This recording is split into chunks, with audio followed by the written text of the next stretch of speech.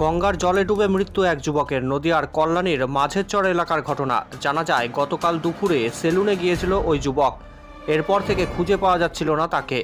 এরপর রাত 9টা নাগাদ পরিবার জানতে পারে যে ওই যুবক জলে ডুবে গিয়েছে। এরপরই আজ সকাল 10টা নাগাদ গঙ্গা থেকে উদ্ধার হয় তার দেহ।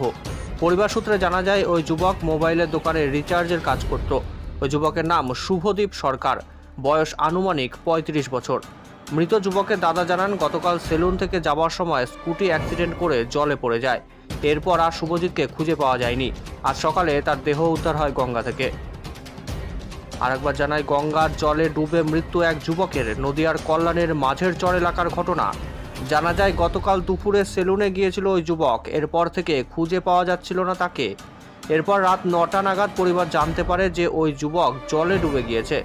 এরপর আজ সকাল 10টা নাগাদ গঙ্গা থেকে দেহ উদ্ধার হয় তার। পরিবার সূত্রে জানা যায় ওই যুবক মোবাইলের দোকানে রিচার্জের কাজ করত। ওই যুবকের নাম শুভদীপ সরকার, বয়স আনুমানিক 35 বছর।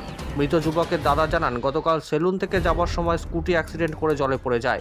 এরপর আর শুভজিৎকে খুঁজে পাওয়া যায়নি। আজ সকালে তার দেহ উদ্ধার হয় গঙ্গা থেকে।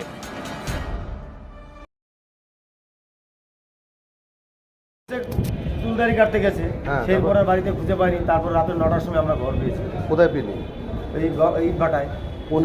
কোন কোথায় এটা? এটা হচ্ছে গঙ্গার ধারে। কোন গঙ্গার ঘাট? মাঝের স্তর। কখন থেকে খুঁজে পাওয়া যাচ্ছে না? কালকে 3টের থেকে। কি করে ও? ওই শুভম ওই ফোনের দোকানে রিচার্জের কাজ করে। নাম কি? শুভদীপ সরকার। তারপর বয়স 35। আজকে কখন পেলি? আজকে 10টার সময়। কে দেখতে পেল? ডুবুরিরা তুলেছে। ডুবুরি মানে জানতে পারলো কি হবে? জানতে বলছে থানার থেকে ডুবুরিরা নিয়ে এসছে। কোন থানা? কল্যাণী থানার থেকে। তারপর ওরা উদ্ধার করলো।